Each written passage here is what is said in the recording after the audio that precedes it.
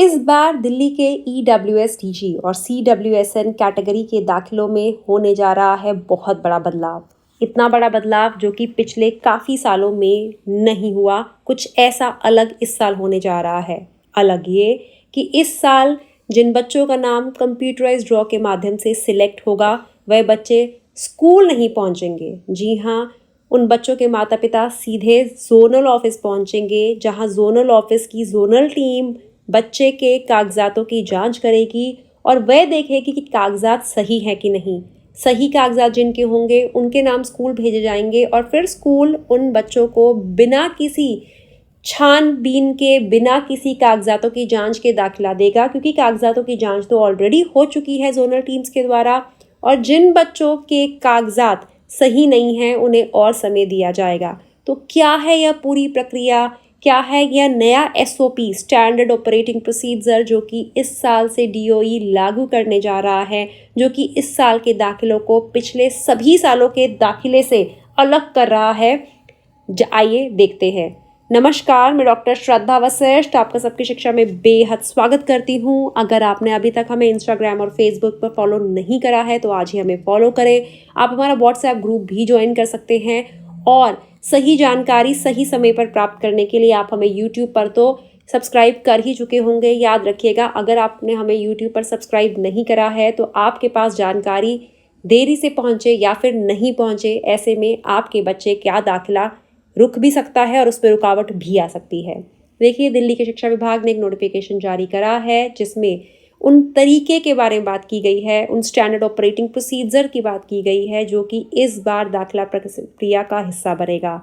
शुरुआत में इस नोटिफिकेशन में, जो कि बहुत बड़ा है, 5 पन्नों का है, बात की गई है कैसे स्कूल वाले अपने स्कूलों में सीटों की जानकारी, जिन पर बच्चों का RTE कैटेगरी के बच्चों का दाखिला होगा, यह जानकारी DOE देगा और कैसे DOE उस जानकारी को सबके सामने अपनी वेबसाइट के माध्यम से रखेगा। फिर कैसे स्कूल वाले इस जानकारी में छूट चाह सकते हैं, छूट प्राप्ति कर सकते हैं और कैसे छूट दी जानी चाहिए या नहीं दी जानी चाहिए, इसका फैसला लिया जाएगा।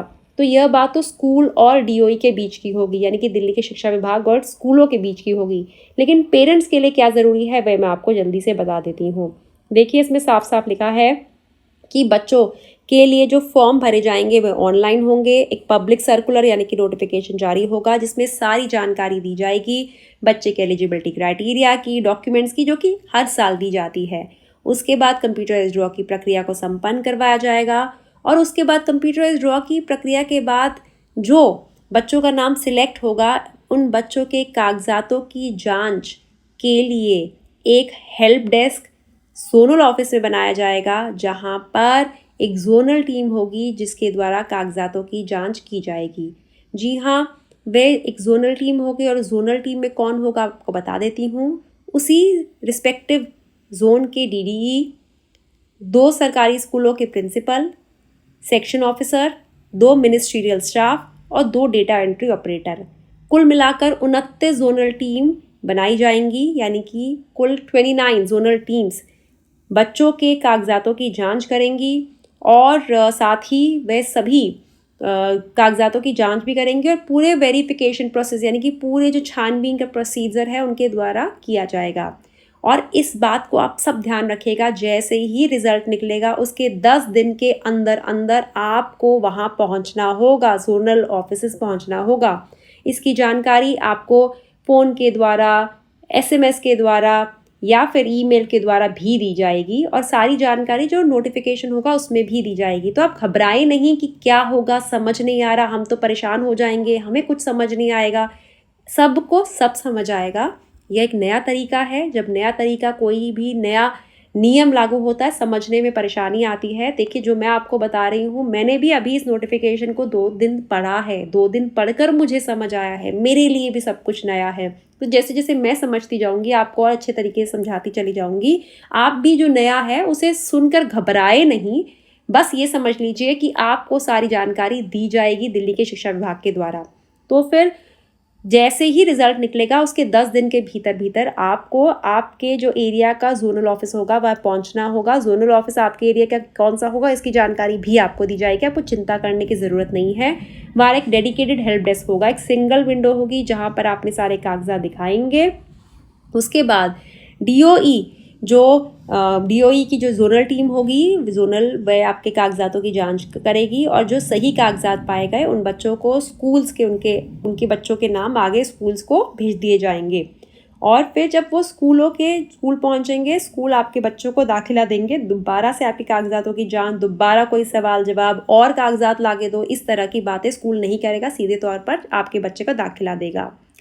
लेकिन जिन लोगों के कागजात सही नहीं पाए गए या फिर ये पाया गया कि कोई कागजात पे कमी है या फिर कागजात पे कुछ गलत है, उन्हें अगले 15 दिन का और मौका दिया जाएगा जिसमें वह अपने सही कागजात लेके आ सके। साथ ही क्योंकि मैंने आपको बताया है 10 दिनों के अंदर अंदर आपको जोनल ऑफिस पहुंचना है रिजल्ट के निकलते ही, तो जो लोग 10 दिनों के अंदर नहीं पहुंच पाए उन्हें फिर से 5 दिन का और मौका दिया जाएगा कि भाई कोई वजह रही होगी तो 5 दिन का और मौका दिया जाए। इसके लिए एक पब्लिक सर्कुलर भी जारी किया जाएगा और उन्हें कांटेक्ट करने की कोशिश भी की जाएगी एसएमएस के द्वारा, रजिस्टर्ड ईमेल के द्वारा, टेलीफोन कॉल के द्वारा। और याद रखिएगा, फिर से अगर किसी के कागजातों की स्क्रूटिनी में कमी पाएगी तो डेफिशिएंसी मेमो उन्हें इशू कर दिया जाएगा।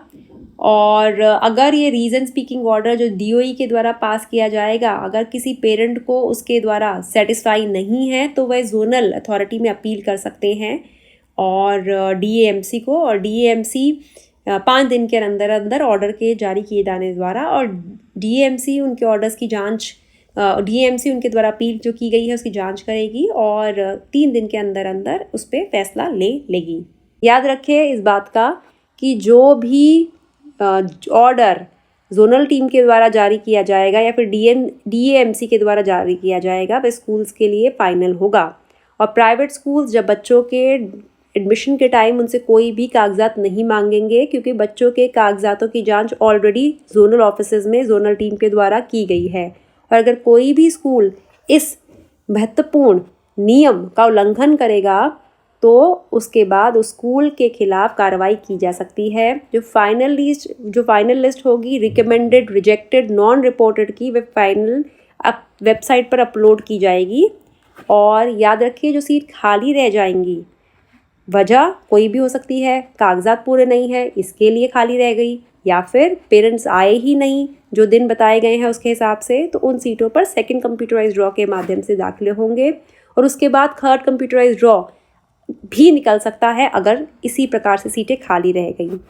जो एडमिशन के लिए टाइमलाइन होगी और प्रोसेस होगा वे कंप्यूटराइज्ड ड्रॉ के लिए वे बार बार बता दिया जाएगा। और एक बात फिर से कही गई है कि दिल्ली के प्राइवेट स्कूलों में ईडब्ल्यूएस कैटेगरी के तहत दाखिले के लिए जो इनकम लिमिट है उसे बढ़ा दिया गया है। पहले 1 लाख से कम सालाना आय वाले परिवारों के बच्चे इस दाखिला प्रक्रिया का हिस्सा बन सकते थे, लेकिन अब 5 लाख से कम सालाना आय वाले बच्चे, परिवारों वाले बच्चे इस दाखिला प्रक्रिया का हिस्सा बन सकते हैं, जिसकी जानकारी ऑलरेडी मैं आपको दे चुकी हूँ।